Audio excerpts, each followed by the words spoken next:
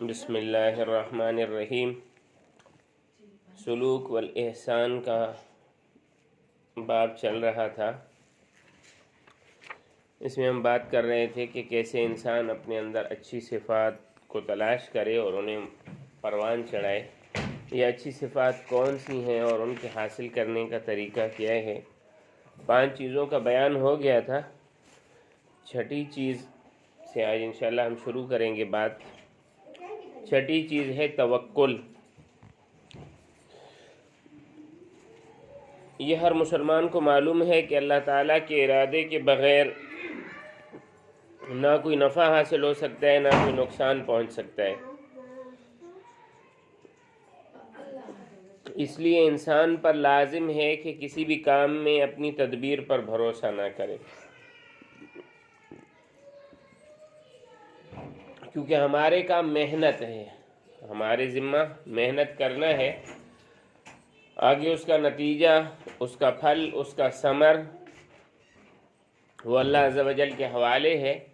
لہٰذا اگر کسی چیز کی محنت کے بعد یہ چیز حاصل نہ ہو تو یہ نہیں کہنا چاہیے کہ ہمیں یہ چیز حاصل کیوں نہ ہوئی، اور یہ کہنا کہ ہم نے اس چیز کے لیے محنت نہ کی تھی، یہ تو بڑی آسانی سے مل گئی، یا ہم یہ کرتے تو یوں ہو جاتا۔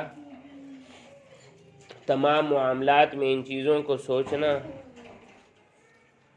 کہ بس تدبیر کرنا تو اللہ پاک کا حکم ہے، یعنی محنت کرنا، مگر اس کو مستقل نہ سمجھنا، بلکہ یہ یقین رکھنا کہ کام پورا ہونا اللہ کے قبضہ میں ہے، کہ اگر وہ چاہیں گے تو تدبیر اثر کرے گی ورنہ نہیں۔ نظر اللہ پر رکھے اور مخلوق سے زیادہ امید نہ رکھے، نہ کسی سے ڈرے، یہ سمجھ لے کہ اللہ تعالیٰ کے ارادے کے بغیر کوئی کچھ نہیں کر سکتا، تو اس چیز کو بھروسہ اور توکل کہتے ہیں، یعنی اپنی مکمل محنت کرنا اور اس کا نتیجہ اللہ کے سپرد کر دینا، اور جو نتیجہ آئے اس پر اللہ کے ساتھ راضی رہنا، یہ توکل اور بھروسہ ہے۔ اب اس کا طریقہ کیا ہے؟ اس کا طریقہ یہی ہے کہ اللہ کی قدرت اور حکمت کو، مخلوق کے محتاج ہونے کو خوب سوچے اور سمجھے اور یاد رکھے۔ 7ویں چیز ہے اللہ تعالیٰ سے محبت اور اس کا طریقہ۔ اللہ تعالیٰ کی طرف دل کا کھنچنا اور اللہ تعالیٰ کی باتوں کو سن کر اور اللہ کے احکام کو دیکھ کر دل میں مزہ آنا، یہ محبت ہے۔ محبت کیا ہے؟ کہ اس کی باتوں سے مزہ آئے، اس کے کام کرنے میں مزہ آئے، اور اس کو دیکھ کر مزہ آئے۔ تو اب محبت الہیہ کا طریقہ کیا ہے؟ کہ اللہ کے نام کا کثرت سے ذکر کیا جائے۔ جس چیز کا ذکر جتنا زیادہ ہوگا، جس چیز کا نام جتنا زیادہ لیا جائے گا، تو اس سے محبت زیادہ ہوگی۔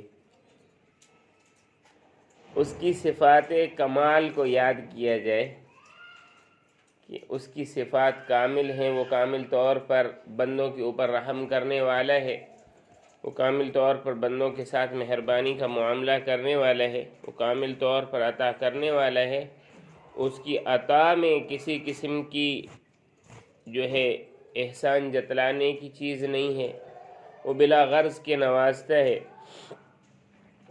اللہ تعالیٰ کو جو بندے کے ساتھ محبت ہے کہ اتنا حقیر اور بغیر کسی کوئی جاہ و مقام کے اللہ تعالیٰ ہم سے محبت رکھتے ہیں، یہ اللہ تعالیٰ کی محبت ہے، اس کو بھی یاد رکھنا چاہیے۔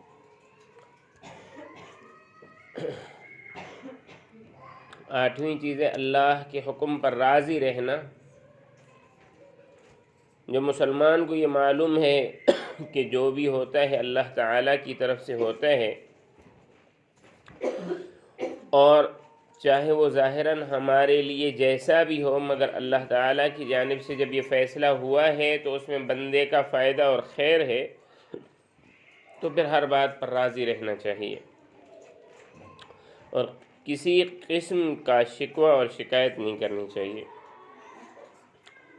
اس کا طریقہ یہ ہے کہ اس بات کا دھیان رہے کہ اللہ تعالیٰ کا جو بھی فیصلہ ہوتا ہے اس میں خیر ہوتی ہے۔ جو بھی ہو ہماری سوچ کے مطابق ہو، ہماری سوچ کے مطابق نہ ہو، سوچنا چاہیے کہ اللہ تعالیٰ اس میں خیر کریں گے، اور اللہ تعالیٰ نے اس میں خیر رکھی ہے۔